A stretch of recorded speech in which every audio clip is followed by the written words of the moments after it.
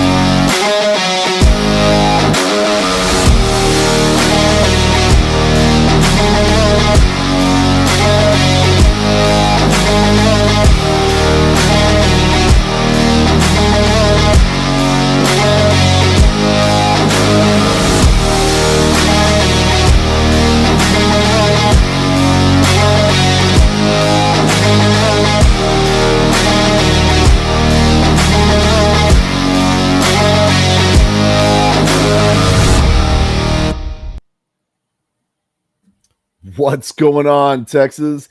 It's Tuesday night, and it wouldn't be Texans talking football without some technical difficulties. I, of course, am SAJ coming to you live from the Service Merchandise Warehouse on Military Drive. And to this side of me over here, What's up, everybody? I'm BD coming at you from the carousel at Central Park Mall. Hope y'all are having a great first part of the week. yes. And man, this year has really kind of been flying by, man. We are already in essentially the last week of July. You guys know what that means, right? Preseason's right around the corner. High schools are returning back to one-a-days and two-a-days, and I'm sure the coaches are taking this, severe heat into consideration and adjusting schedules accordingly. So they're probably, doing a 6 a.m. practice and like an 8 p.m. practice. Colleges I know are getting ready to jump into their two-a-days and stuff. NFL training camps are going on in full swing, and there's all kinds of football to be talked about tonight. So we are going to jump in head first because we do everything big here in Texas, and we're going to talk about the IFL. We're going to start with the IFL because there was a lot of action this weekend and some very, very serious upsets, right? So let's get into our 4 games that we had this last weekend. The Massachusetts Pirates, right, played Sioux Falls Storm. Going into this game, they were a heavy, heavy favorite. If we look back at the regular season standings, Massachusetts going into this game was number 3, going up against number 2, Sioux Falls Storm. They had a chance. And this was a dogfight of a game. But unfortunately for Massachusetts, Sioux Falls Storm did pull off the win, 42-39, right? And that's a very low-scoring game for an arena game. And we also had a very close game, 3 points. That tells me that this was one of those dogfights, man, that just went down kind of the bitter end. Looking at the box scores, it looks like Massachusetts Pirates had the lead. They were up 17 unanswered points in the first half of the game. And then they came out and they put on another 16, right? But here's where their luck started changing. Sioux Falls came out and put on 21.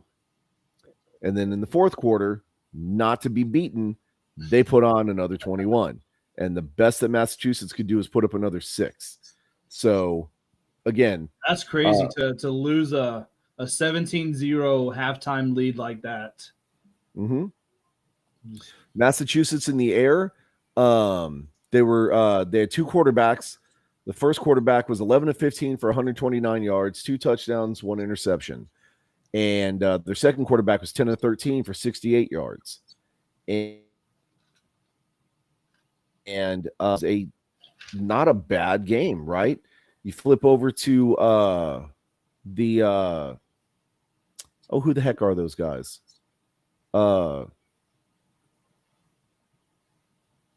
I can't believe I'm drawing a blank on the team. What? Sioux Falls Storm. There you go. Yeah. I don't know why I couldn't figure it out. A little bit of a brain fart there. I apologize, folks.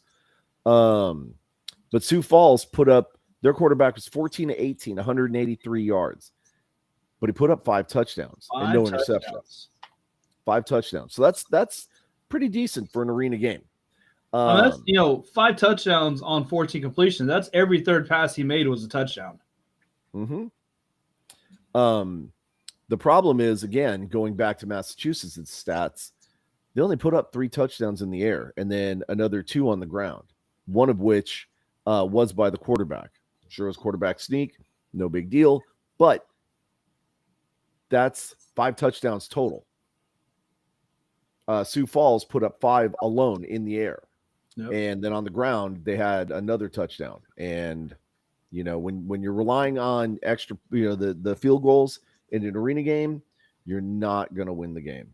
I mean, it's just unfortunate, but that's the way it is, right? Because all it takes is one blown coverage, and we know what happens. People get lit up for 6. So, second game, your Quad City Steamwheelers didn't do so good, did they, Brian? No. Their play was about as good as their name this week. Yeah, Frisco, 57-29. Quad City got the we forgot we were playing award for the week. Yes, which is actually kind of surprising because looking at some of their scores for the rest of the season, this is probably their lowest scoring week. Now, of course, Frisco's been a juggernaut all season long, so no surprise that they won. I'm surprised that it was Quad City only put up 29.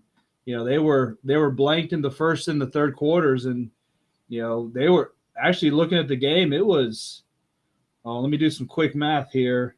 It was 51-7 going into the fourth quarter, and then Quad City, they put up 22 in the fourth quarter, and what I'm assuming is garbage time for Frisco, but that's 51-7 in a arena game going into the fourth is absolutely insane. Yeah. So real quick, circling back on a previous game, Pro Arena Talk, Bass losing their second string and going to their third string killed them in the fourth quarter. 100%, right?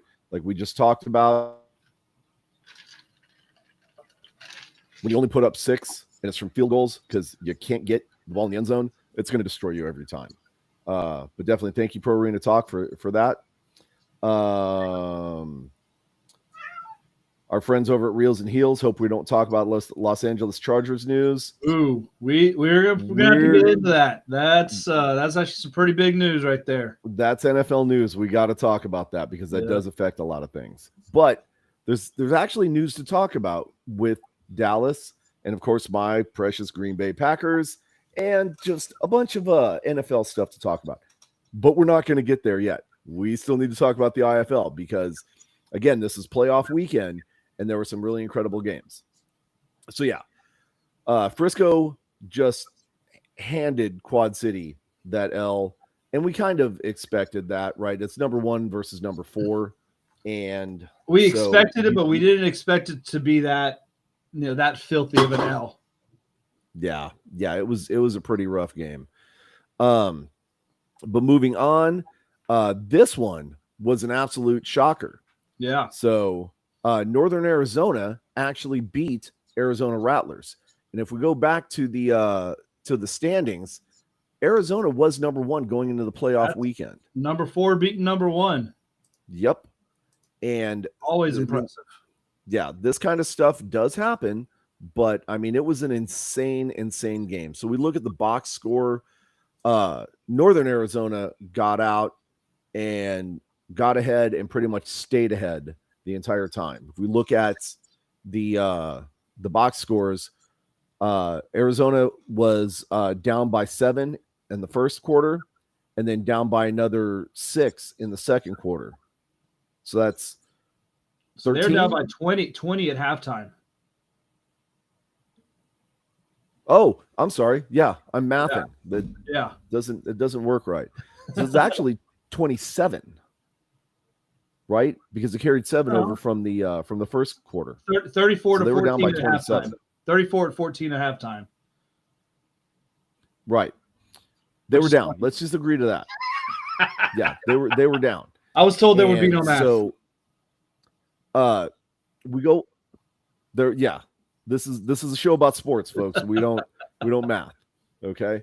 But they made an looking at that interesting third quarter out of it. I know Arizona had hope, right? Yeah, right here. Reels and Heels is offering tutoring services for us, Brian. And it's only going to cost $39.95. That's right. Ooh, I got to remember that one. Remind me of that for next week's show. Okay. I see about $350. Yeah. But again, third quarter, Arizona has hope. They come out, they put up 3 touchdowns, right? 21 points. Northern Arizona only puts up 8. So there's hope, right? There's light at the end of the tunnel. However, then we go into that fourth quarter and Arizona puts up 18. Northern Arizona puts up 20 and seals the deal. So now looking at the individual stats, Nick Watson with Northern Arizona, 15 to 25, 222 yards, 6 touchdowns, 1 interception. Good footballing right there. Okay. They had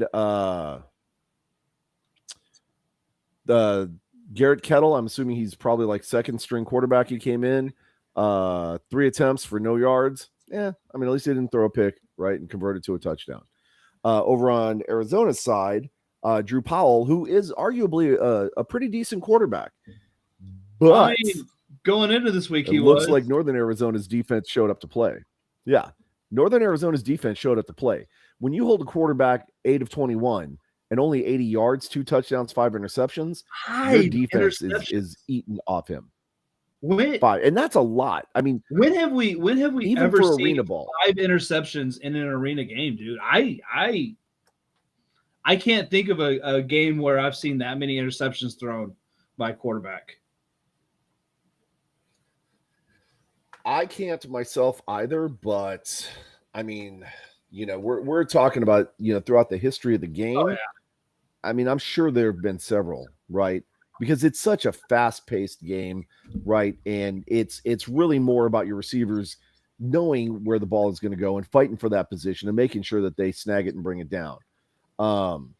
We've seen the gunslingers cough up balls that were long balls, and somebody just gets their fingertips on it enough to keep it alive, and defense scoops it up and turnover right there. So I mean, it happens. But I'm actually more impressed. We're looking at some pretty odd numbers there. Yeah, I'm actually kind of impressed. They scored 53 points with those 5 interceptions. Yeah. Well, I mean, if you look at their ground attack, Powell put up a lot of rushing yards, right? 72 rushing yards by the quarterback. So a lot. That's blown plays and him scrambling. Yeah. But it led to 2 touchdowns, right? And then Jamal Miles had 3 of his own. And so that's what kind of kept him in the game, right? Is that ground attack. Because if you look over at Northern Arizona's ground attack, no touchdowns, no points off of their 0 yards game. net. So that was all in the air. But again, incredible game for the Arizona Rattlers. It's unfortunate. I'm sorry to see that your season came to an end like that. I know, there was a lot of high expectations and everything because, again, they did carry their division. But this is football and things happen, right? We've seen, right here is a perfect example. Number 4 beats number 1. I mean, it can happen. As they say in NFL, any given Sunday, things can happen. So Northern Arizona moves on. Arizona gets to go home and enjoy the beginning of their offseason and start healing up and getting ready for the next season. Now, going over to the last game, this is another low-scoring game, but, I mean, a decent game. This should have been number 2 and number 3. This is Tucson Sugar Skulls against the Bay Area Panthers. and I'm going to bring up the stats. Bay Area wound up winning 46-34, right? So Bay Area say, really kind of started out of the gun, man, or out of the gate, man. 22-0 in the first quarter. Yep. Tucson, they scored 13 in the second. Bay Area only scored 7. But really, I mean, that was kind of it's close, but really, I mean, Tucson, they scored 14-7 in the fourth quarter to kind of maybe put a little bit of pressure. But Bay Area seemed to pretty much have that game the entire time. I mean, I said, Tucson put a little pressure on in the fourth quarter, but not too much. No, just looking at it.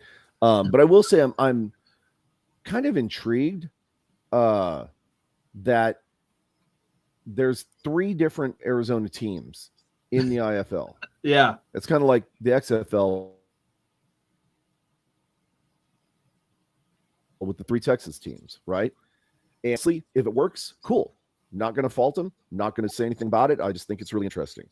But again, money talks. And if people are going to show up and watch the games, then by all means, man, send it, right? But that being the case, Bay Area moves on. Tucson gets to go meet up with their brothers in Arizona and start packing up their stuff and going home for the season. Or remember, this isn't the end necessarily. No, right? It's not. So as we talked about in the last show, there is a pipeline for these IFL players to try out for the XFL camps, right? Yep. And ironically enough, we've got 2 days of showcase tomorrow and what is that, Thursday? And all of it's going to be broadcast on Instagram, Facebook, whatever.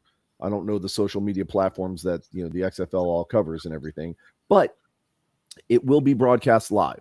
And this is important, right? Because they had the rookie supplemental draft or in June, I believe. Yep. And it was not broadcast.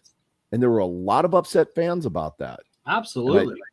I think the XFL is starting to listen to the fans and their reactions on social media.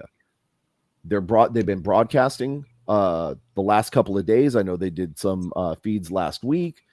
And so this camp is going to be broadcast the next 2 days. And there are a bunch of players that the XFL and a lot of analysts are saying to keep your eyes on rather, because they have a chance to make a very big impact. And we'll talk about those guys in just a little bit when we get around to the XFL. But again, remember, some of these cats that got to go home early are also getting an opportunity to further their career because now they're free. They don't have to keep playing. So maybe take a day or two to rest up and pack your crap, get to Houston, get to, I believe one of the showcases was in, was it Phoenix or something? I can't remember. Anyways, there's a bunch of different showcases that are going to be coming up. And so there's going to be opportunities for these kids to go out there and show what they can do. So this may not be the end of their story, and it may not be, or it may be the end of their story in the IFL, but it may be the beginning of their story in the XFL. So that being the case, looking forward to the cats that are left. You've got Sioux Falls Storm going up against Frisco Fighters this Saturday, July 29th. That's going to be a very interesting game. Okay. Again, Sioux Falls going into the playoffs was number 2. And there was a marked gap between number 1 and number 2 in the Eastern Division. Absolutely. So does Sioux Falls Storm have the juice to upset Frisco Fighters, or Frisco Fighters going to fly on to the championship round? Man, I'm picking Frisco. They've been dominant all year round. I don't, obviously any given Sunday or, Saturday in this case, but I don't see it. I think Frisco's going to take it, Yep. And I think the crowd agrees with you, Brian. Oh, yep.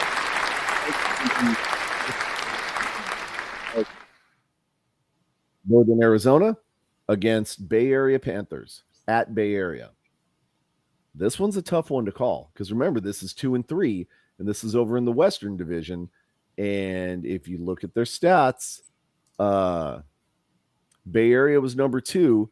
Yep. Northern was number 4. Not that much of a gap, though. Only 3 games, right? And if I remember correctly, if we go back and look at the point spread, those games are probably a lot closer than what we're realizing. So this one's going to be tough. I'm going to say that it's probably going to be if Northern Arizona was able to handle the Arizona Rattlers, I have a feeling that they're probably going to be able to handle Bay Area as well. So I'm going to go with the underdogs on this one. You know, I'm inclined to agree with you, actually. I've liked Northern Arizona, kind of the times I've watched them play. So I think I'm gonna agree. I think I'm gonna go with the upset as well. Yeah, they're a scrappy team. Now, I will say again for your Quad City Steamwheelers,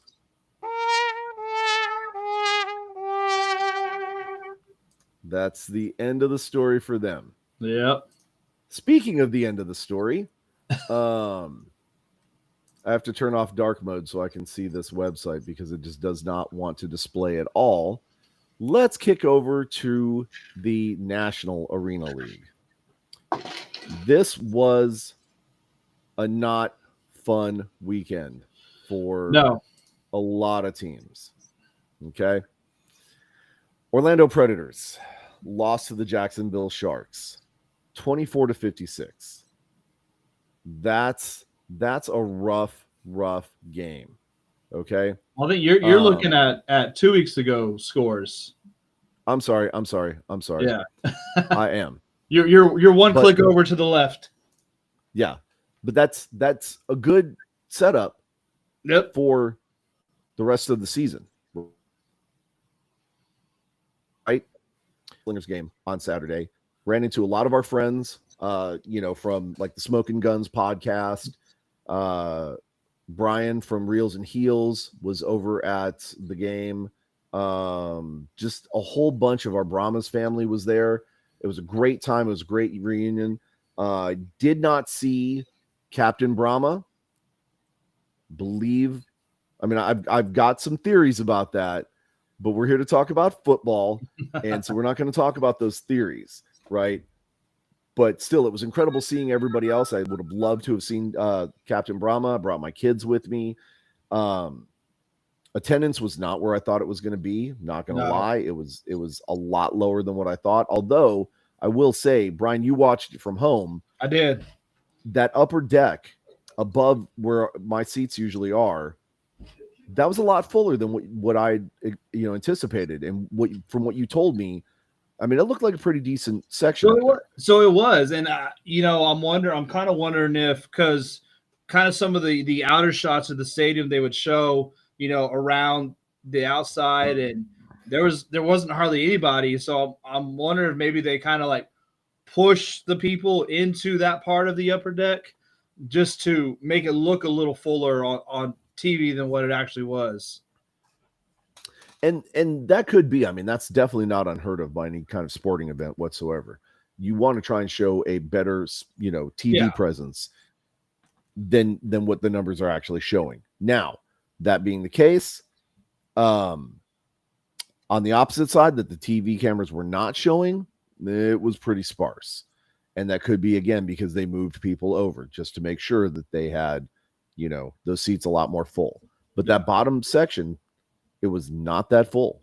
I was able to sit in my seats with my kids, and there were open seats around us. And again, right, I'm a little bit spoiled. I'm a little bit pompous. I'll go, a month without eating out so I can afford season tickets, on that 50-yard line, or in this case, the 25-yard line. But there were a lot more empty seats than what I expected in that section. So that being the case, it was probably about 2,000, maybe 2,500 people there. There were at least 2,000 Gunslingers fans that went home upset, right? Very. Gunslingers wound up dropping this one to Carolina. Yep, 63-45. Robert Kent got the start. Robert Kent started out kind of strong, and it got progressively worse throughout the game. It was, I mean, first 2 quarters, it was a really good game.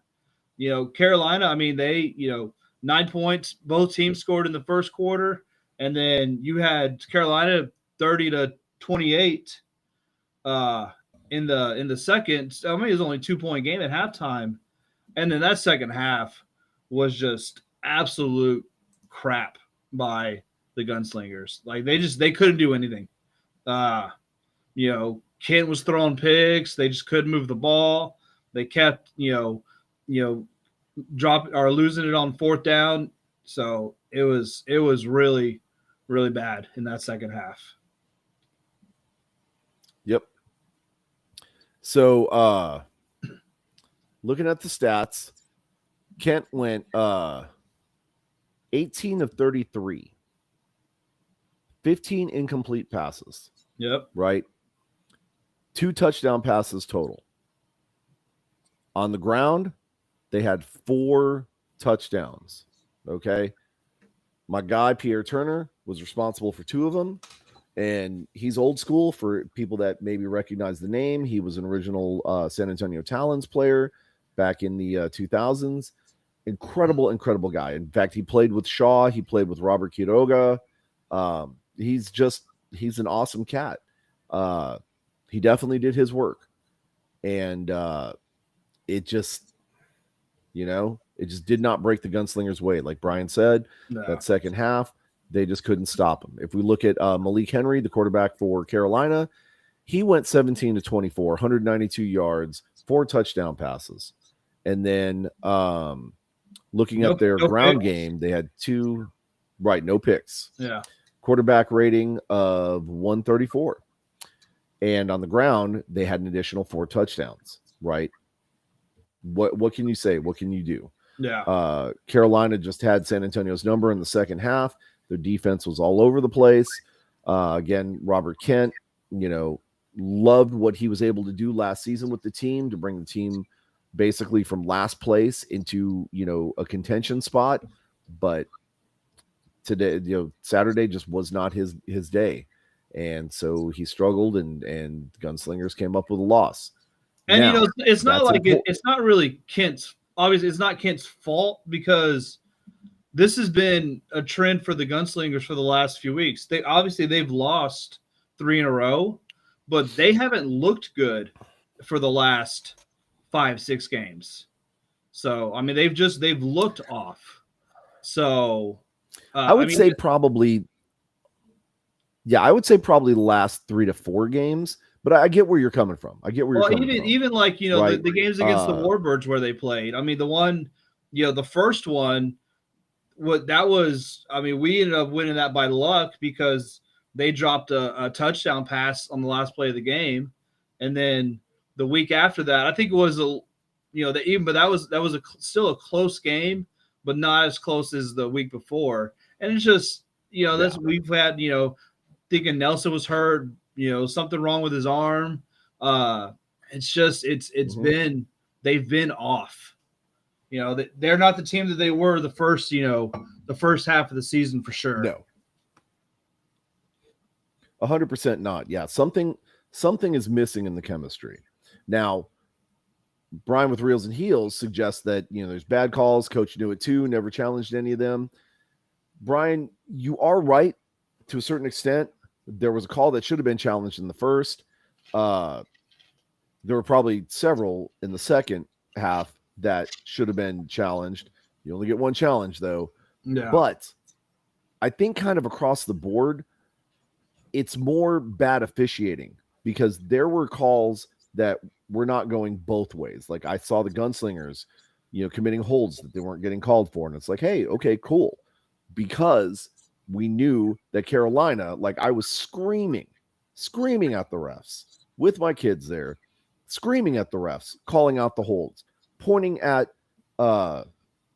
the jumbotron, watch the replay. You could see the hold clear as day. Our defensive linemen were not able to really get a lot of penetration. Well, and Brian was there, right? He said it was hilarious. I didn't use any profanity though, right? I learned my lesson, but it was kind of sad, right? Knowing that people, the fans are seeing the things that the referee should be seeing, and they're not calling them now. And it wasn't only was that a deal breaker? Well, hang on. Yeah. Okay. Was that a deal breaker for the game? No, I don't think so. I think, again, back to your comment earlier, I think, the Gunslingers are looking a little bit lackluster. They've kind of lost that spark that they had at the beginning of the season. And I think, this is the culmination of it, right? Yeah. I don't like bad officiating, but on the same token, if it's going to be bad officiating, at least make it bad across the board. And that's kind of what they did. So, it was, as hard as it is, Carolina got screwed out of an interception on a bad call. And unfortunately for them, they had challenged the play earlier in the game. So they weren't able to challenge that one. Mm-hmm. But it was obvious, obvious again, as crap that it was off the wall, and Carolina caught it. Yeah. And I'd have to go back and look at the rules, because I think if it hits the wall, I don't know if that's playable or not. I'd have to look at it. But regardless, it was bad officiating across the board. And that's kind of becoming the norm for what I'm seeing at these Gunslingers home games. Now, I don't know, right? I don't want to, go on my do better rant here. But maybe I might. But the point is that, like, you're paid to be an official.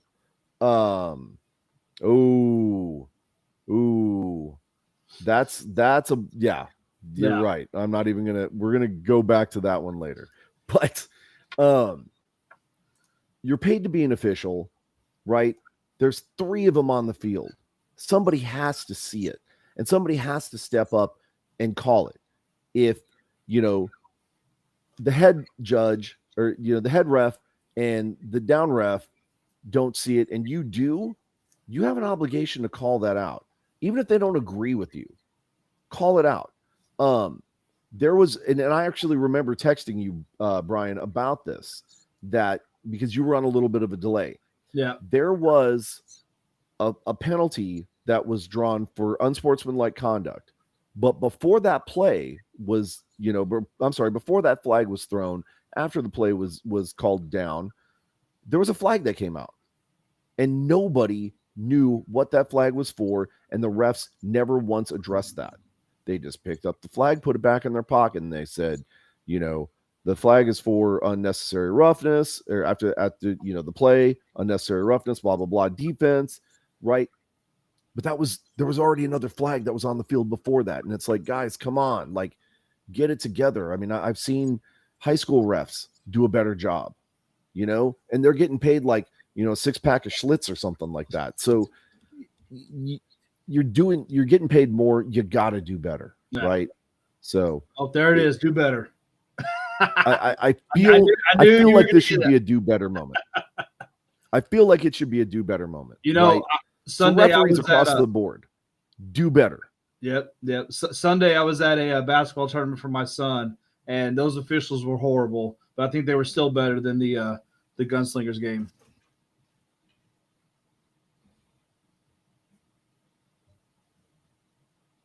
You there? Did I lose you? No, I'm here. I was just buffering. It's okay. Par for the course.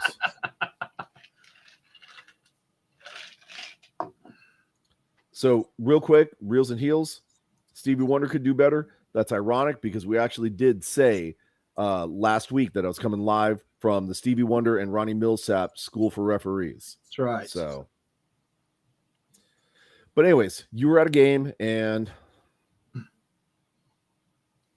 did you finish that segment?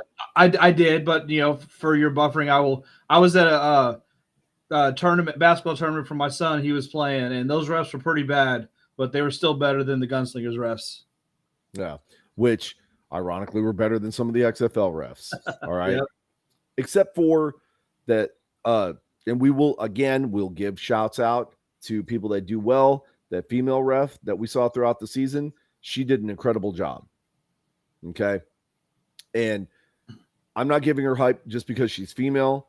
But I will draw attention to the fact that she's a female ref in a male dominated sport. Well, it's an all male sport, really. But a male dominated referee staff, and she was able to hold her own and do quite well. So props to her. I don't know her name. I don't know anything about her. But she did an incredible job. So props to her. Okay.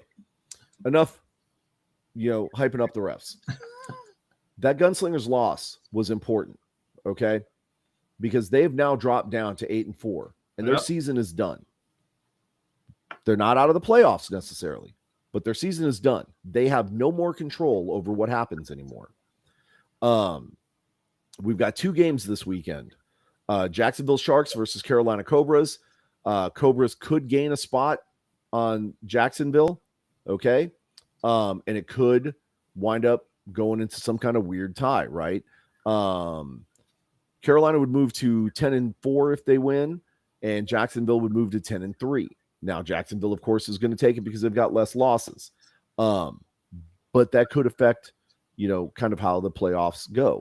Orlando Predators are playing the West Texas Warbirds. Orlando, I don't know. Again, we don't know what the playoff structure is, but Orlando's in 5th behind a defunct team still. Okay. They're playing against the number 6 team, which has 2 wins in the entire season. So that's not probably going to affect anything. But that Carolina Cobra Jacksonville Sharks game could have some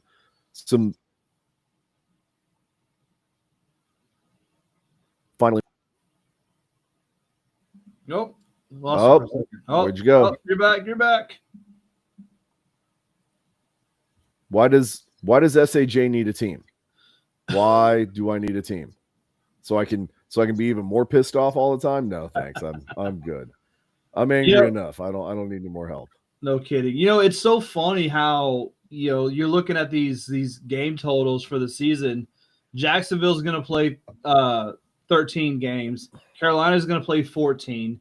Gunslingers are going to play 12.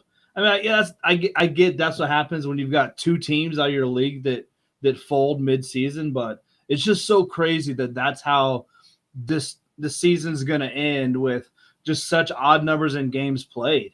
And it's totally going to skew, the games back and the standings. So, Carolina could lose this game and Gunslingers could still have a better spot because, they'll be 8-4 instead of 9-5. So, once again, it's a football show, not a math show, but I think the math works out that Gunslingers would have a better record.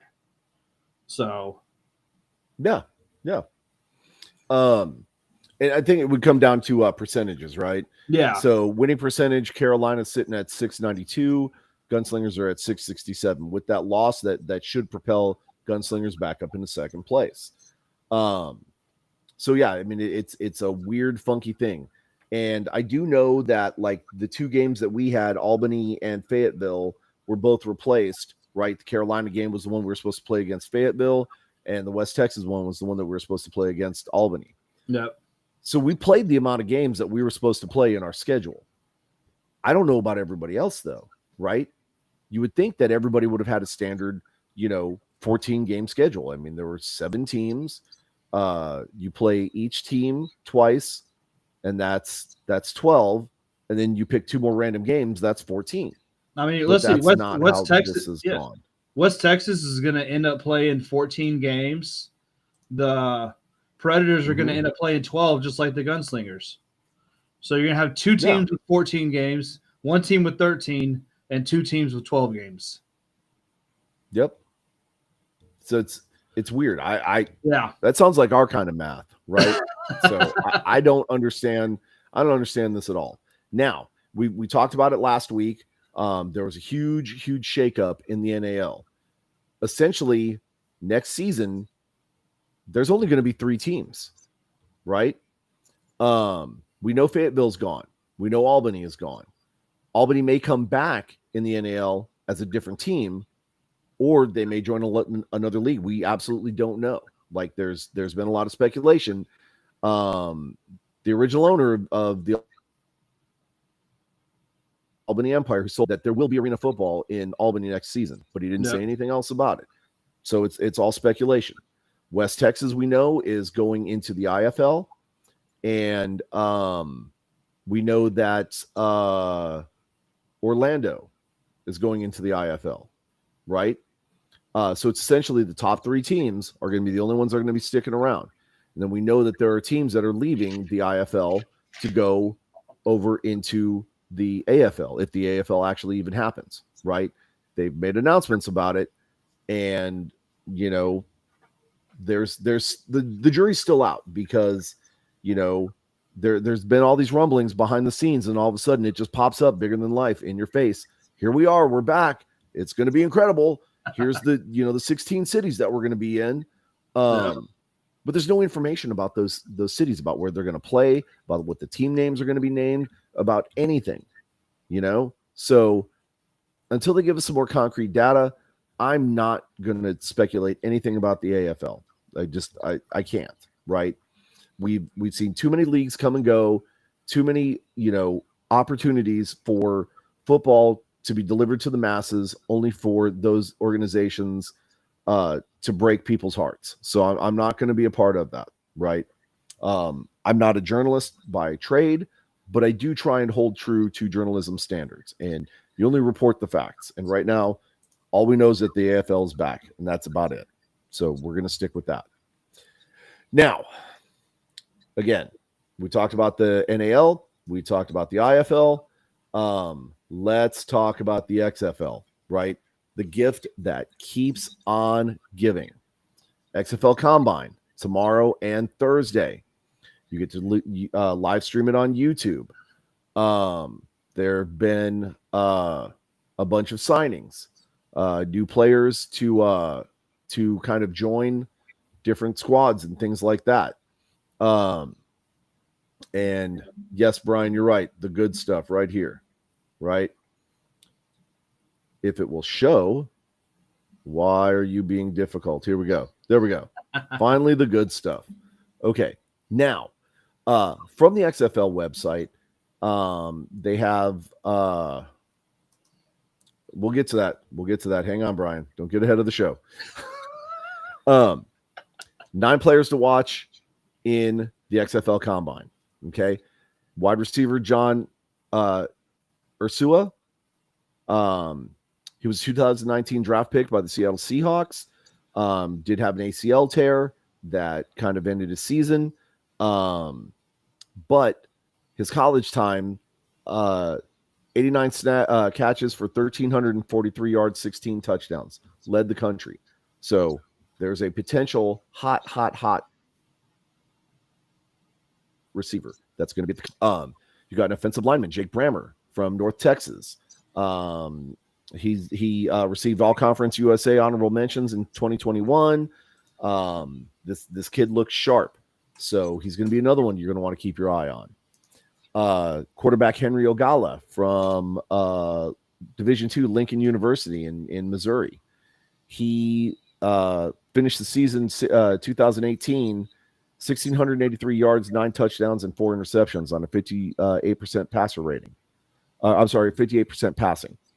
But then he went on to Western Illinois, didn't really get much playing time there until his 2022 season, where he was 41 of 82 for 367 yards and 4 touchdowns.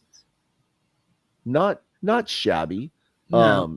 It's going to be interesting to see if he's refined his talent since 2022 or not, because he started out hot, and then maybe sitting on the bench behind somebody else got him a little bit cold. So it's going to be interesting to see if he can catch that magic back and bring that to the XFL. Then, of course, you've got defensive lineman Christian Mejia. He played with Washington State, 49 tackles and 7.5 for a loss. And looks like he was a little bit on the smaller side. They made it a point to talk about the fact that he's packed on about 100 pounds. And so that means he's going to be bigger, stronger, faster. And so you're going to want to watch this cat, right? You got a defensive back, Cameron Harrell, and he has 92 tackles, 12 and a half for a loss, 10 passes defended, and 2 interceptions with his time with Southern Miss. Okay. So this is another guy who earned All-Conference USA first team return specialist and tons and tons of other accolades. So you're going to want to watch this guy as well. And then it kind of filters down from there. They've got a couple of people on here that I don't agree with. And so I'm not going to spend too much time talking about them. But what I am going to say is that these are the people that they're highlighting. That doesn't mean that these are the only people that you need to watch. Tune in to these to the XFL Combine, because you're going to see some potentially incredible players. There are going to be some serious diamonds in the rough in these groupings of young men that are just chomping at the bit looking for that opportunity. You're going to see some other IFL players, I'm sure, there as well. And these are all people that are fighting for these spots that have been vacated by the current XFL rosters. You're not seeing this over in the XFL, I mean the USFL. We need to talk about that as well, right? I'm not trying to, start a war between the USFL and XFL that's already going on. But to date, that I know of, there have only been 5 players mentioned from the USFL that have opportunities in the NFL. One of which is Magoo with the Packers. I know there was, I believe, a kicker that was at tryouts for the Giants. And then there's a couple of other players, but those are the only ones they're talking about. Like, there's no information whatsoever from the USFL. So much like their finances and their game plan and their strategy to bring fans in and everything else, it's just not there. I can't report on anything that's not there. What I do know, we talked about that, a lot just during the league, how that was going to affect how late the season was and all that, affect the players being able to sign with NFL teams. And I think we're seeing that. As soon as the XFL was done, you had, the next week, 30 players, or maybe not 30, but, 20 to 30 signed to tryouts. And then, you've got a bunch of them that were signed to rosters for training camp and the workouts. And, you saw it all, like a ton of players. And you've got, a couple that are now signed to teams. We're not seeing that with the USFL. And I think the schedule being so late in the season or so early to the start of the NFL season is what's causing that. Yeah. And I definitely agree with you. I also don't think the USFL is nearly as transparent as the XFL is. Oh, absolutely not. To date, we know there's been at least 100 players that have gotten invites. Now, that's not the total amount of players that have been signed or anything like that. I think that's much more a realistic number of around 25, 26. But that's still 25% of the people that you sent up to the NFL that are getting signed for some kind of role in the NFL. Yep. That's pretty impressive odds, considering it's a 1 in a million shot for anybody to even get to the NFL. That you've got 25% of your people, 25 people, 26 people that are getting opportunities in the NFL. So hats off to the, to the XFL, Danny and Dwayne Garcia, Dwayne Johnson, them sticking with it and realizing their vision and helping push it through to a reality. So props to you, XFL, USFL, do better. Okay. That being the case, let's talk some NFL news. Yep. Okay. We're finally getting some NFL news. We've been talking about this for a couple months now. Like, we thought once the Aaron Rodgers trade went through that, everything was going to happen and there's going to be a lot of moves, and it just didn't happen. But now now we're getting the news. We're getting the moves. So Yep. I'm excited. Yes. So obviously the top headline right now, and we're not, late breaking news, no inside sources or anything like that. It's all over the place. But Herbert is the number one top paid quarterback of all time. Yep. Okay. This has got to be the most insane contract I have ever heard of, ever. He got a 5-year, $262.5 million extension. That's insane. Say it with me, folks. Million. Okay. Not even just like 1 million. 262 million. 218.7 guaranteed. 52 million a year. 52 million a year. 218 of it is guaranteed in his new deal. So he could, Joe Theismann, break his leg, end his career. They're still on the hook for 218 million.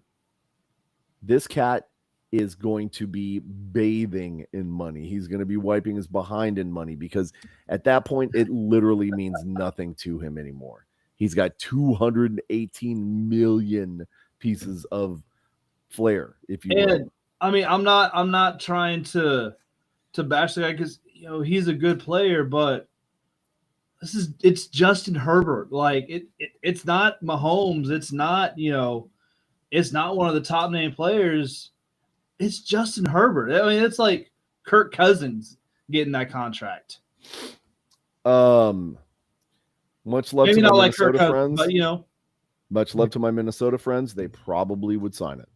If he asked for it, they would probably sign it. Which brings me to a good question. Brian, now that Justin Herbert has gotten this ultra mega unheard of NFL contract, what does that mean for the actual real quarterbacks in the NFL? I mean, once you start throwing out the stupid money for the 10, like 10 to 15 quarterbacks, well, the 1 to 5 quarterbacks are going to want extra stupid money. So, it's just, it goes back to the whole resetting the market and doing all that stuff. You're going to get the next quarterback that comes up next year. He's going to want a bigger deal. And so that's just how it snowfalls into this absolutely ridiculous, contract numbers. And eventually, I mean, I'm not going to say that obviously the quarterback is never going to go away, but we're seeing what stupid high contracts are doing to the running backs now. Like that's been the big story for the last week and a half of these running backs aren't getting paid like they think they should. So, eventually you saturate the market enough with them, then. Yep. So we've already we've kind of been speculating on this for a while, right? Barkley finally signs a contract because there's a lot of pressure from other NFL running backs, potentially talking about organizing and walking out and skipping out on training camps and all this other stuff. Giants and Barkley finally agree to a 1-year, $11 million contract.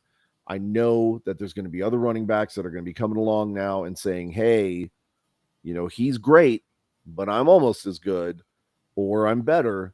And so the price point's going to be around 10, 11 million for a good seasoned running back. Yeah.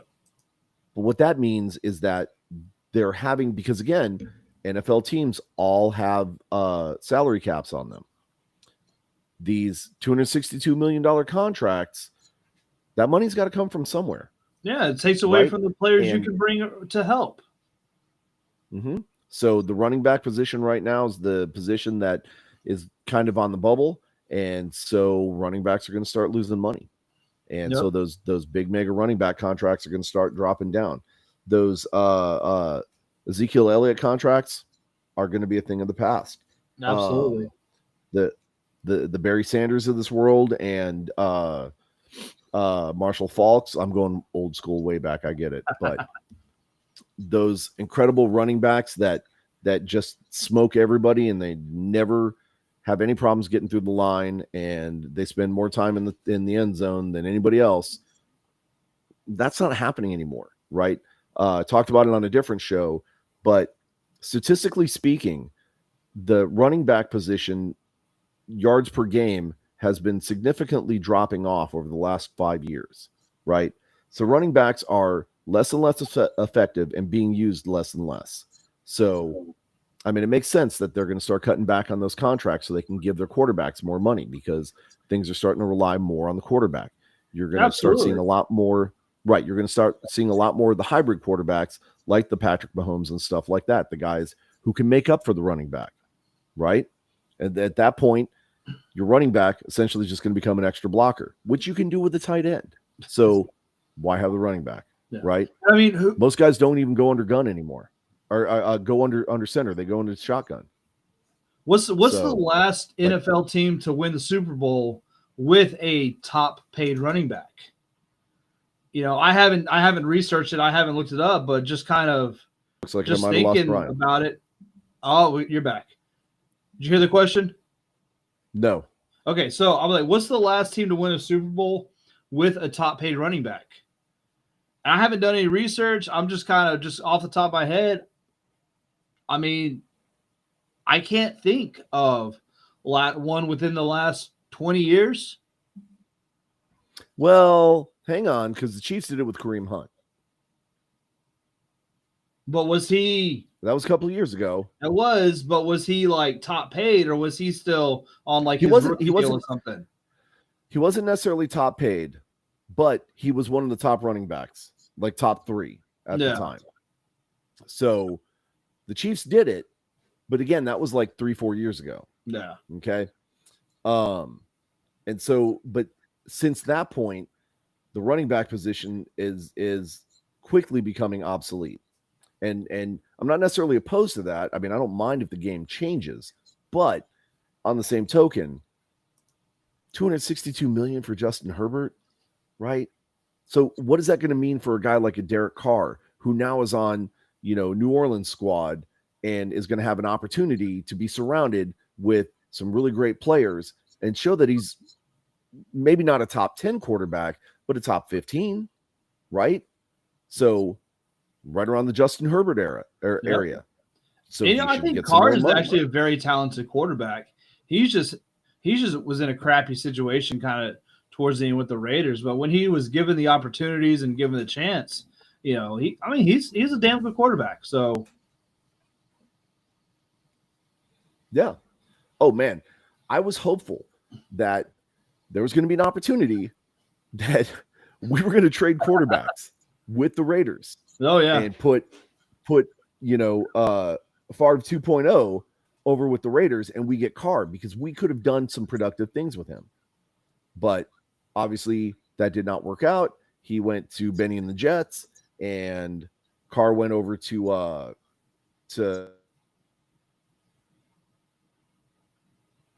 New Orleans. And so I will say, speaking of love in the Packers, obviously, I'm a hometown homer, love my Green Bay Packers.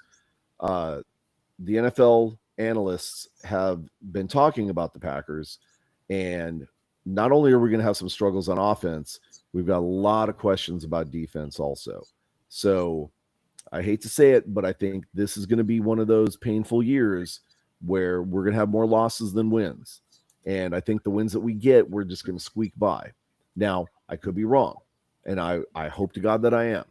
But we've got too many unknowns, too many variables on defense that I don't think we're going to have a cohesive enough package to be able to make ourselves relevant this year. I mean, at this point, you might as well just tank and go for the number 1 pick. I'm not opposed to that.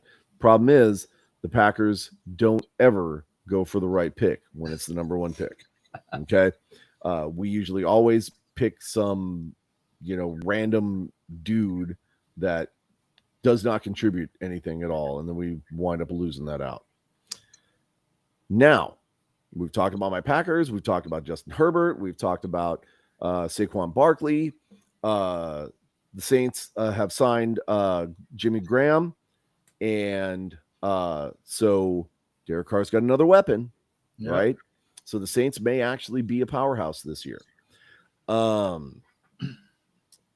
Let's talk about the Cowboys. Let's talk about the Cowboys. So, couple things. Yes. Obviously, Trayvon Diggs, new contract extension. Obviously, not on par with the Justin Herbert one, but 5 years, $97 million is pretty good money there. And then the other news is Zach Martin's holding out of camp because he wants a new deal. So, and if the holdout actually, goes on for a while, that could be a big loss because Zach Martin is an anchor on that line. So I expect them to work it out and he'll be back and, no harm, no foul. But it's just kind of one of those things that you get, at the beginning of camp sometimes, especially when you see all these crazy numbers being thrown out for contracts. Yep. And speaking of, crazy contracts, Joe Burrow's contract is up at the end of this year, right? With the Bungles. And so he may be getting himself a big old payday too, because he kind of is the anchor of that offense. Oh, yeah. Not that a quarterback wouldn't be, but really without Joe Burrow, the Bengals would not be relevant at all. And so, there could be another big payday coming in the future. So, does Burrow does he try and go for that Herbert money, or does he try and take less to be able to build around him? Right. And so it's going to be interesting to watch that and see how that develops over the next year or so. DeAndre Hopkins found himself a new home. He's with the Titans. That's going to be exciting for where receivers go to die. Yes. But I will say I am excited because from what I've seen on the new, on NFL and on Twitter, that Tennessee is actually going to be doing throwback uniforms to their Houston Oilers roots. That's very cool. Full on Houston Oilers uniforms. And I think even with the oil derrick on the helmets. And I hope that's the case, because that would bring a lot of fans back into the fold for Tennessee, right? We know that the Oilers were never really super relevant. I mean, they've had some good teams over the years and everything like that. And obviously Warren Moon was an amazing player. Yeah. I mean, they had some incredible players. I don't remember them making it to the big show, but never did. I mean, they did have one of the most epic playoff collapses ever. Well, that's probably not something you want to be known for, but okay. I mean, it's something. But more importantly, they had a loyal fan base. Maybe not as loyal as the Cleveland Browns and the Dog Pound, but they had a solid fan base. Their stands were always pretty full. They were always able to sell tickets. People were able to, actually show up and enjoy the games. It just, it would be nice to see them pay homage to their Houston Oilers roots and maybe score some fans back in the process. Because honestly, I think I know 2 Tennessee Titan fans. It's 2 more than I know. But I mean, that's a really cool move for them. Obviously that's their roots. That's where they came from. And so just to pay homage to it and, the sporting the old Oilers uniform, that's cool. And it's actually kind of funny that, that's where Hopkins ended up, considering, he was with Houston for so many years. So now he's with old Houston. Yep. Then the only other major news is that Brock Purdy has been cleared. I don't know. I mean, he's cleared for practice. I don't know if he's actually going to be cleared for preseason games because, obviously the practices and stuff, most of them are limited contact. And really about the only time you're getting hit is in the preseason games. And he's probably not, if he does get a preseason game, it's probably going to be the last one. Valuable of an asset. and they're not going to want to take a chance on him getting hurt. So we'll have to see how that kind of develops. Pretty much other than that, there really isn't a whole bunch of other news. We're still keeping our eye out on Detroit and our favorite kicker from the XFL, Spicy Leg Romo, and hopefully, I mean, things are looking pretty good. He's going to get that contract. And he's going to be a starter, right? So that's going to be another one of those XFL success stories. And then hopefully, we see some other kids come along and do the same thing in the next year or two. But so there was also turning back to the XFL, we know. Oh, go ahead. I was going to say we didn't mention kind of one of the bigger news stories from earlier is the Commanders being sold. I mean, nobody cares about them, but the new ownership group talking about potentially changing the team name again, and said everything's on the table. So the fake Commanders might actually drop that name and go for another one. And that would be nice, especially for San Antonio, right? Yep. If there's a potential to bring that name back. But see, the thing is, like, people have kind of already migrated over to the Brahmas name. So I don't think we would change our name anytime soon. I don't think so either. But right. I still don't like another team using our name. And it's just honestly, Commanders, it's kind of a dumb name for an NFL team. Well, it doesn't work for the area. Yeah. Right. There were the Redskins forever. There's history there. Make it something relevant to like the DC area, like the Red Tails they were talking about. I thought that would be an incredible name for the team. That's what they should have been. They could have kept the same colors and not really dropped anything. Like, that would have been a fantastic name. And so, yeah. Yep. But we'll have to see what happens. But speaking of all things being on the table, let's go back to the XFL, and we're going to finish the show with the XFL because it's important. Houston, SDECU Stadium, undergoing some renovations, right? Yep. People aren't sure if it's going to be ready for the XFL season or not. So, in case it's not, what do? Brian, what would your suggestions be? Where should they play if the Roughnecks are not able to play? Man, obviously they're not going to play in what is it? Is it Reliance Stadium where the Texans play? Man, I don't really know what the options are around Houston. But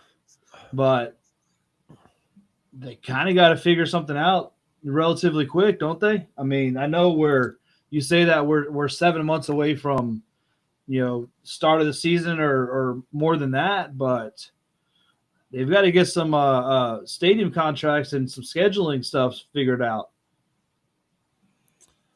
So here's a couple of options that were talked about, and shout out to our friends over at the X-Fan show because they were talking about it earlier today as well. The three biggest options would be NRG Stadium, and I believe that's where the Texans play. Okay, yep. There's no way. I mean, that would be a long shot at best. When you're only pulling in 15,000, 18,000 per game, there's absolutely no way that that's going to work, right? You also have Rice Stadium, right? Rice Stadium, College Stadium, that holds roughly about 47,000. It is expandable to 59,000 if it needs to be. It wouldn't for Houston. It would be fine at 47,000. And if you got 20,000 in there, you could make it look decent. Now, it is an outdoor stadium, and most of the XFL fields are indoor stadiums, but that other stadium, what is that? I don't who's indoor other than us in St. Louis? Because Houston, Arlington, Orlando played outside, Vegas played outside, Seattle was DC played outdoor. outside. So maybe it was just us. Maybe yeah, I think it was just us in St. Louis that were indoor. Then an outdoor stadium would be perfectly fine. Looking at TDECU, 40,000 plus, right? It's home of the Houston Cougars football. So Rice Stadium is a blaringly obvious choice, and it's on the outskirts of town, so people can get to it easy enough and get back, right? You have Shell Energy Stadium where the Houston Dynamo play. You have a little bit of conflict with the soccer schedule because soccer does start in February, March, right? So there might be some scheduling conflicts. Plus, I believe that's also in town, which could be a little bit of a problem with spring training and stuff like that for the Houston Astros. And then, like we talked about, NRG, that's home to the Houston Texans. There is no way they're gonna put an XFL team in that. It is entirely too big. It holds 72,000. There's no way. No. You know, we use the Alamo Dome. Alamo Dome holds what, 68,000, give or take. Yeah, that's kind of a fluke, right? St. Louis's stadium holds 71, I think, something, give or take. Again, another fluke because it's not being used by anybody else.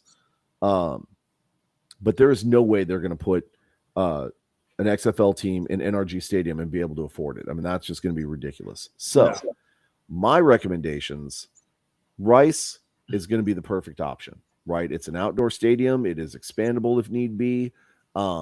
It is a football stadium. It's perfectly designed for it. It works well. And Rice won't be using it, right? Because it's the springtime. Yep. You know, they've got facilities for soccer and everything else that will, allow them to be able to use it whenever they need to. And that would free up scheduling options and things like that. So my recommendation, get your behinds over there, start talking to them, make a backup plan, right? Hope for TDECU, but if not, move over to Rice, call it a day, just be done. Exactly. And then our last thing to talk about, August 1st. Big XFL day. What is it? We don't know. What's the news? Part. What's the news, Jay? What's the news? The news is that there's going to be some kind of humongous announcement from the XFL on August 1st. The news is that there's going to be news. Everybody that we know is staying extremely tight-lipped about this information. They don't want it leaked at all. So our friend, the Mariachi of San Antonio, is going to be doing a hype video. I believe Ballhawk 1 is going to be doing a hype video. There's a bunch of the super fans of the XFL that have been contacted by the XFL to go and do hype videos for their teams to increase awareness, increase the hype, get people on board, get people fired up for this announcement, and nobody knows what it is. So it better be something good. Oh, like absolutely. Scheduling, I was just about to say, better merchandise in the As if much it's something as ridiculous, into this, if this was, like come out 8-1, be like, hey guys, guess what? We're gonna drop the schedule in 3 months. Like, get out of here. If this is potentially a make or break moment for the NFL or for the XFL, right? They're drawing a lot of attention to this. They're bringing a hype and a lot of energy into this. So it better be something good, because if it's something stupid like, hey, we've got a new hand knitted wool beanie in the merch store, nobody's going to care.